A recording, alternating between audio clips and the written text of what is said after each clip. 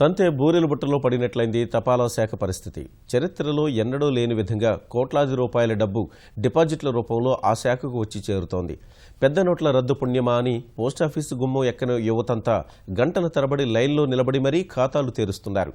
10 రోజుల వ్యవధిలో AP postal circle పరిధిలో 890 కోట్లు డిపాజిట్ల రూపంలో జమయ్యాయి. తపాలా కార్యాలయాల వినియోగంలో చిత్తూరు ప్రథమ స్థానంలో నిలిచింది.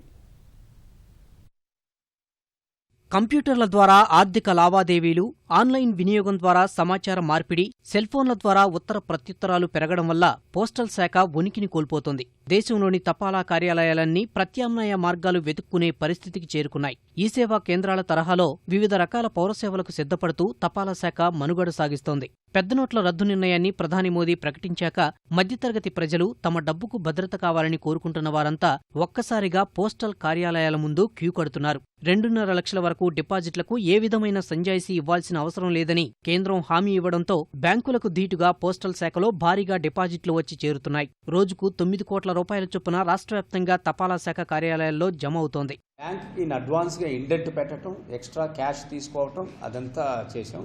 ఇప్పుడు టోటల్గా ఈ 10 డేస్లో మనకి 887 crores డిపాజిట్ వచ్చింది. 273 crores ఎక్స్చేంజ్ ఆఫ్ నోట్స్ చేసాం. ఇప్పుడు ఆల్మోస్ట్ 8.61 lakh డిపాజిటర్స్ వచ్చారు. 8.61 lakh people for exchange of notes, 9 lakh people for డిపాజిట్కి వచ్చారు ఇప్పుడు మన పోస్ట్ ఆఫీస్కి. 10 డేస్లో టోటల్గా ఏపీ స్టేట్లో about 20 lakh people have visited the post office for this purpose. ఒక 50-60 వేల మంది కొత్తదిగా అకౌంట్ ఓపెన్ చేశారు.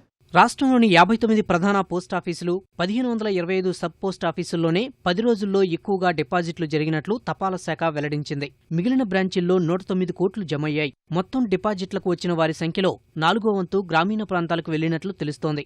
రాష్ట్రంలోని పోస్టాఫీసుల్లో జమ అయిన 890 కోట్లలో 414 కోట్లు రాయలసీమలోని 4 జిల్లాల నుంచే ఉన్నాయి. జిల్లాల వారీగా చూస్తే అత్యధిక డిపాజిట్లు చిత్తూరు జిల్లా నుంచి ఉన్నాయి. నగదు మార్పిడిలోనూ ఆ జిల్లా ప్రథమ స్థానంలో ఉంది. అత్యల్పంగా నెల్లూరులో 7.05 కోట్లు మాత్రమే మార్పిడి జరిగింది. అన్ని మేజర్ పోస్ట్ ఆఫీసులో ఎక్స్ట్రా కౌంటర్స్ పెట్టాం. 24 hours కంట్రోల్ రూమ్ పెట్టాం. ఏమైనా ఇబ్బందులు ఉంటే వెంటనే మాకు రావటం.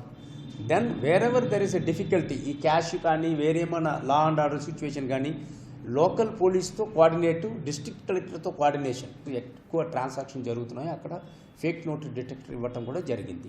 కస్టమర్స్కి ఫోన్ చేసి వచ్చి ఈవినింగ్లు కూడా తీసుకెళ్లారు. అట్లా ప్రభుత్వాసుపత్రుల్లో రోగుల వద్ద నోట్ల మార్పిడి ప్రక్రియ చేపట్టిన పోస్టల్ శాఖ ప్రజల మద్దతు కూడగట్టుకుంది. డిసెంబర్ నెలాఖరు నాటికి 3,000 కోట్ల వరకు డిపాజిట్ల రూపంలో జమయ్యే అవకాశాలు ఉన్నట్లు తపాలా శాఖ అంచనా వేస్తోంది.